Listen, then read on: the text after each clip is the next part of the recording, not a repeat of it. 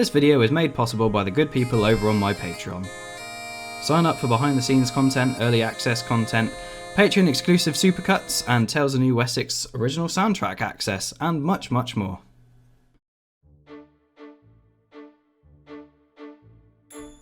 Hello and welcome to this first episode of the ToNW Wessex Character Profiles. I hope you've all enjoyed the season finale with a nice send-off for the wise old sage of the railway. I believe, with this episode in mind, that it would be somewhat appropriate to do the first character profile on what I believe is a fan favourite character. So, without further ado, let's get into this.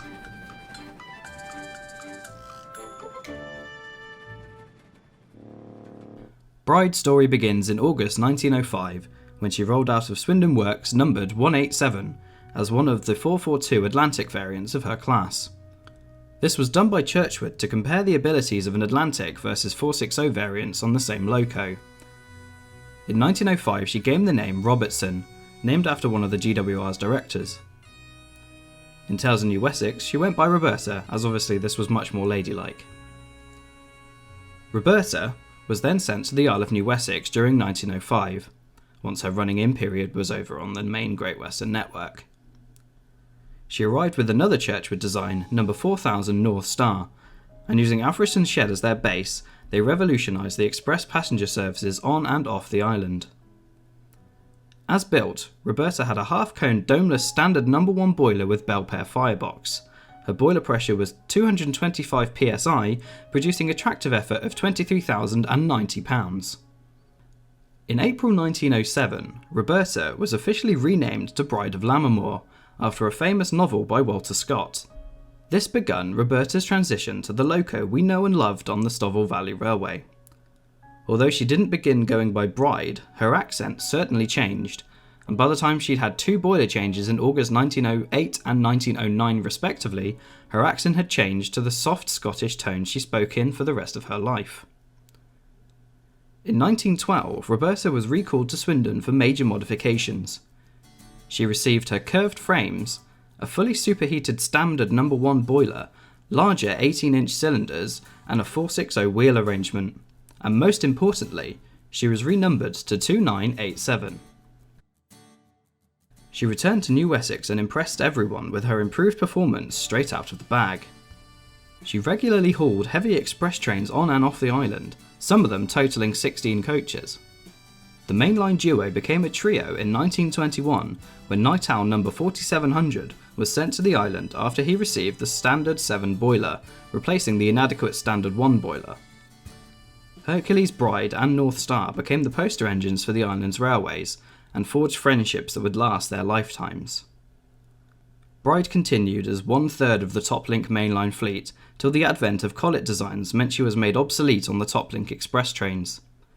In 1924 she was replaced by 4079 Pendennis Castle and transferred to Stomer's Shed to run the Stowell Flyer between there and Cardiff, a job she would perform with distinction till her withdrawal in 1954.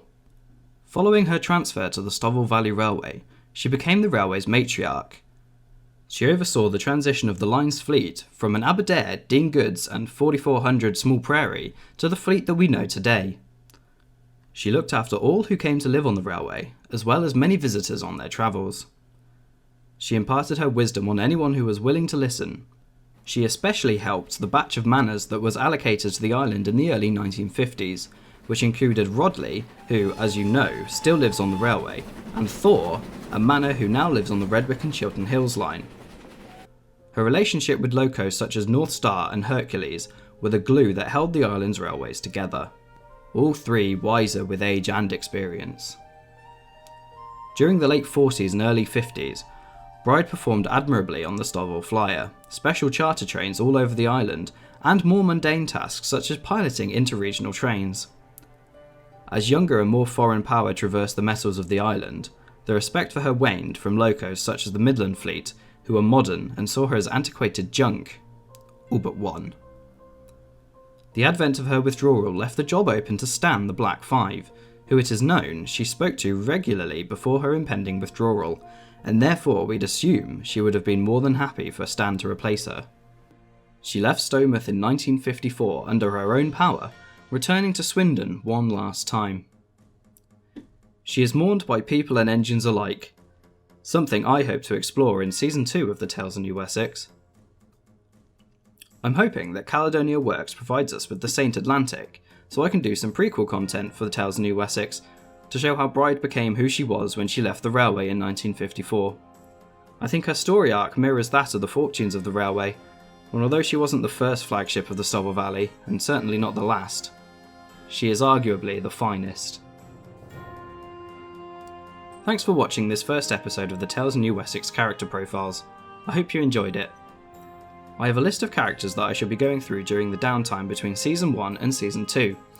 I'm putting up a poll in the Patreon section of my Discord server to decide who is next to cover in this series. So if you want a certain character to be next, be sure to sign up as a Patreon and join my Discord server to cast your vote. Again, thanks for watching, and I'll see you in the next one.